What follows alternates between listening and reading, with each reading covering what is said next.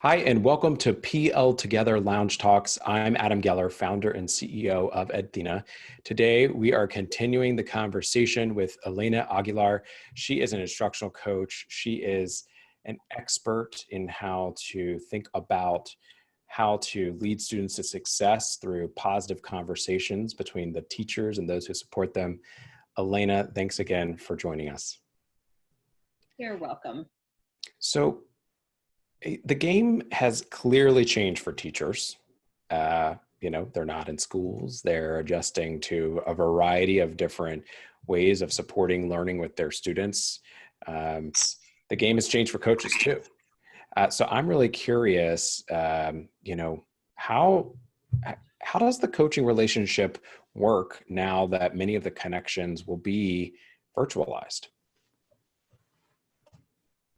I think that there's opportunity for deepening relationships, and a coaching partnership is only as impactful and powerful for kids as the relationship between the coach and the teacher. And so I think that the opportunity for there to be stronger relationship and deeper trust is there. I think that there's actually a lot of potential, given the fact that this sounds a little strange, but given the fact that we are all in this situation together, it's a connecting, bonding context in a sense. It's like we're all in this and trying to figure it out together. I think there's an opportunity for coaches to truly partner with teachers and not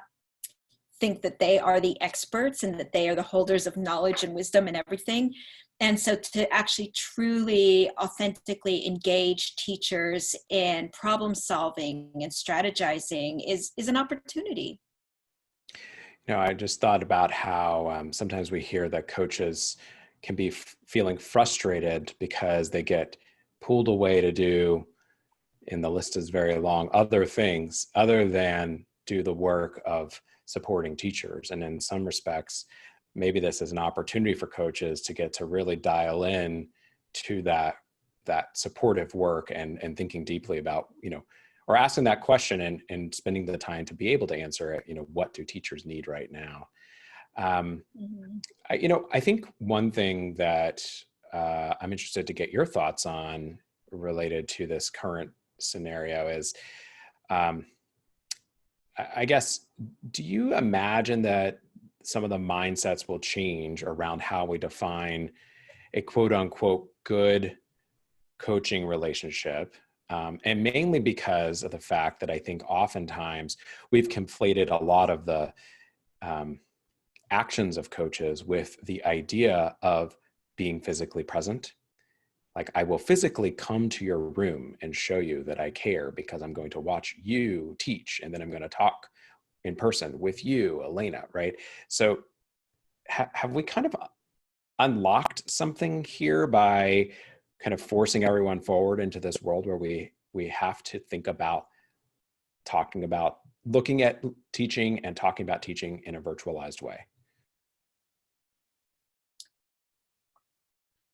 I don't know if it's really going to change.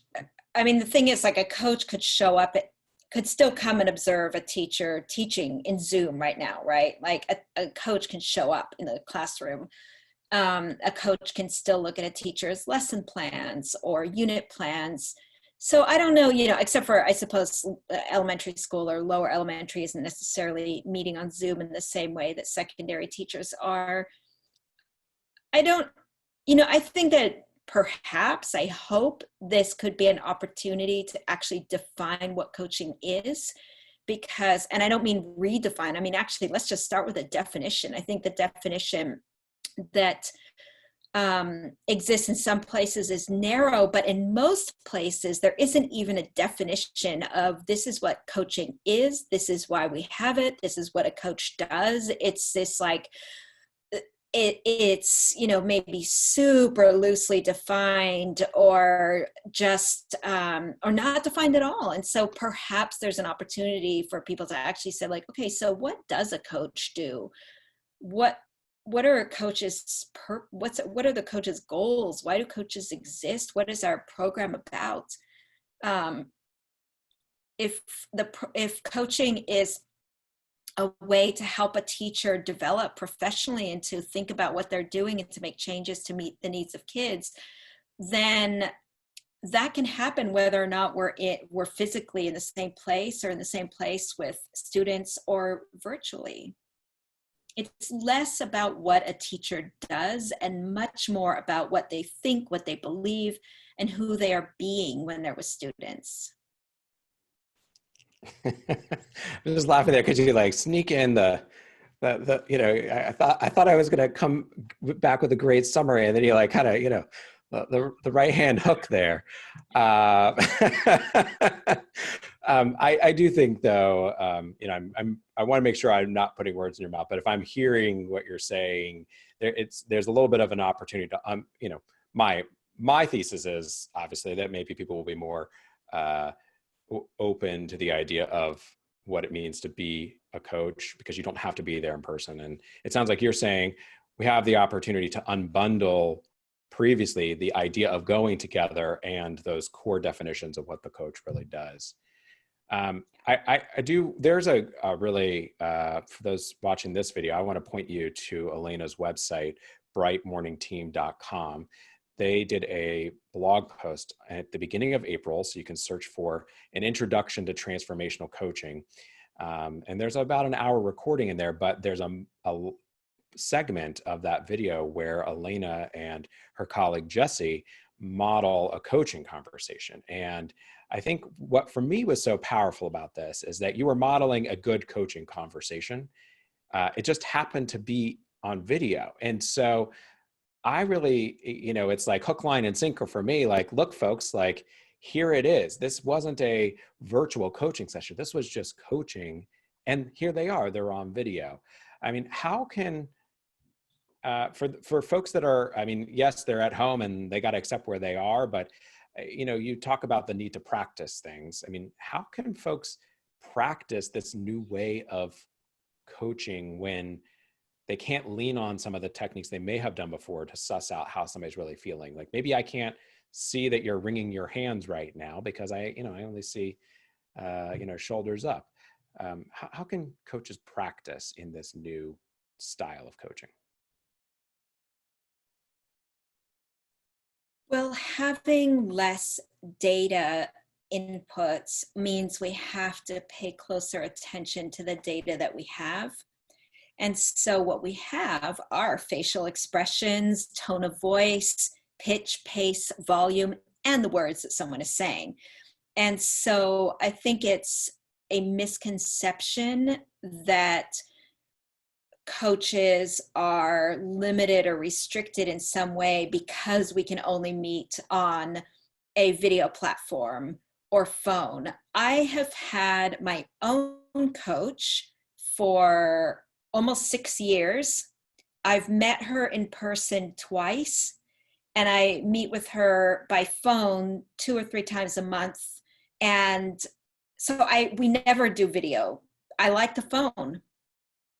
And she's the best coach in the whole world. And I have high standards for coaches. And so I think there's, you know, we are perhaps relying on things that we don't need to rely on if we think that, like, the only way we can do coaching is if we're meeting in person and we're going into someone's classroom. If coaching is really a tool or a set of strategies to unpack what someone thinks and believes and feels, then that can happen very effectively over the phone. And, you know, video communication really hasn't been around that long. And there's been lots of meaningful connection and communication between people prior to this. And so I think it's, you know, what can we do? What are the opportunities? I coached someone last week it was really interesting. I'm kind of like, I'm not sure how I feel about this. I coached someone. I was sitting here at my desk in my office, and she was lying in her bed. And at first I was like, oh, this is kind of weird. Like, it was only the second time I'd ever met with her. And I was like, well, this feels kind of intimate. Like, but on the other hand, she was very, very relaxed and like really deeply reflective. And our conversation was really powerful. And part of me was thinking like, if she was a school principal, and I was thinking if I'd met with her in her school, she would have been in her office, sitting in her desk, like with her, secretary or assistant outside and with all the sounds. And here she's like really able to think about who she is and how she's leading. And so it was really kind of interesting. I mean, I was still like, wow, this is kind of weird. Like, now she's got the phone propped up on the pillow next to her, and I feel like I'm like lying in bed having this conversation. But the end of it, I mean, it was so powerful. And afterwards I was like, that's one of the most like powerful and intense and kind of amazing coaching conversations I've ever had. So I don't know. I'm always curious about what is possible. I'm like, okay, this is our situation now. What's possible? What can happen? And I think the conversations, I've been doing all these conversations with people that I'm just meeting, and I'm like, people are kind of more, let me say, I don't know how to say this. Like, they're just kind of cutting right through the bullshit. And they're like, okay, let's just get right to it. Like, there's an urgency right now. I'm just going to be, I know we're all feeling a lot of intensity, and I'm kind of feeling the same way. I'm like, yeah, let's just go like straight into the heart of things and see what happens. You said something that I think I want to pull out and highlight before we wrap up this segment. It's related to that conversation about with the principal and her bed, but also just really like the goal of the coach. The goal of the coach is not to prove that they saw something or to prove that they noticed something or to prove anything about the coach, right? It's all about the coach helping the person who, on the other part of that relationship, understand and develop more perspective about what's happening in their world.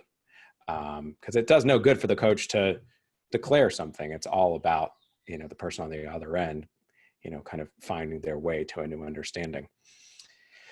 All right, well, we're going to wrap this part of the conversation. If you're interested in listening to more and you're watching this video or listening to it somewhere, head to pltogether.org. Elena, thank you so much for joining us, and we will be back to wrap this up.